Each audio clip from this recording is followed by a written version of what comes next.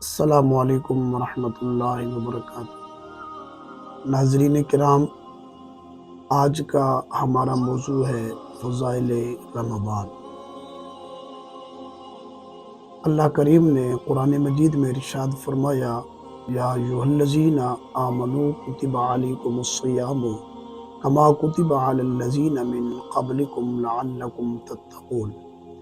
اے ایمان والو، تم پر روزے فرض کیے گئے جیسے اگلوں پر روزے فرض ہوئے کہ کہیں تمہیں پرہیزگاری ملے۔ گنتی کے دن ہیں تو تم میں جو کوئی بیمار یا سفر میں ہو تو اتنے روزے اور دنوں میں رکھے، اور جنہیں اس کی طاقت نہ ہو وہ بدلہ دے ایک مسکین کا کھانا۔ پھر جو اپنی طرف سے نیکی زیادہ کرے تو وہ اس کے لیے بہتر ہے، اور روزہ رکھنا تمہارے لیے زیادہ بہتر ہے۔ اگر تم جانو رمضان کا مہینہ جس میں قرآن اترا، لوگوں کے لیے ہدایت اور رہنمائی اور فیصلے کی روشن باتیں، تو تم میں سے جو کوئی پائے مہینہ تو ضرور اس کے روزے رکھے، اور جو بیمار یا سفر میں ہو تو اتنے روزے اور دنوں میں رکھے۔ اللہ تعالیٰ تم پر آسانی چاہتا ہے اور تم پر دشواری نہیں چاہتا، اور اس کے لیے تم گنتی پوری کرو اور اللہ کی بڑائی بولو، اس پر اس نے تمہیں ہدایت کی اور کہیں تم شکر گزار ہو۔ اور اے محبوب، جب تم میں سے میرے بندے مجھے پوچھیں تو میں نزدیک ہوں، دعا قبول کرتا ہوں پکارنے والے کی جب مجھے پکارے۔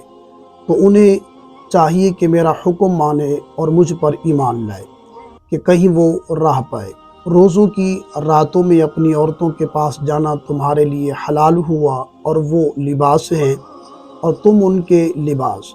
اللہ تعالیٰ نے جانا تم کو اپنی جانوں کو خیانت میں ڈالتے تھے تو اس نے تمہاری توبہ قبول کی اور تمہیں معاف فرمایا۔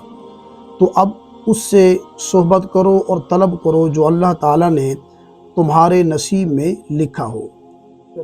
ناظرین کرام، رمضان کی فضیلت میں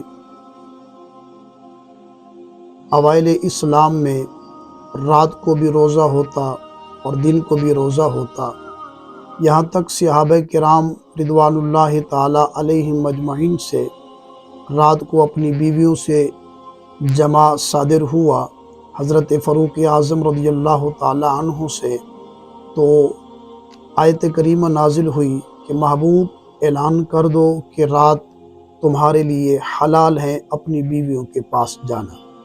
اسلام کی بنیاد 5 چیزوں پر ہے: ایمان، نماز، زکوٰۃ، روزہ، حج۔ آپ قرآن کریم کے جس ورق کو کھولیں گے اسی پر ایمان کی بات آئے گی۔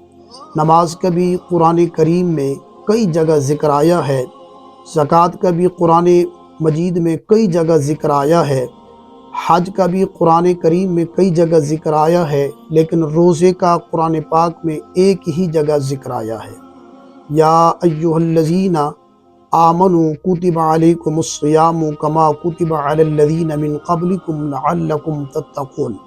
اسی جگہ اس کا حکم بیان کیا گیا ہے اور اسی جگہ اس کی حکمتیں بیان کی گئی ہیں۔ اکثر مقام پر قرآن پاک میں ایسا ہوتا ہے کہ پہلے اس چیز کی حکمت، غرض و غایت بیان کی جاتی ہے، بعد میں اس کا حکم بیان کیا جاتا ہے، لیکن روزے کا اسی مقام پر حکم بیان کیا گیا ہے اور اس مقام پر حکمتیں بیان کی گئی ہیں۔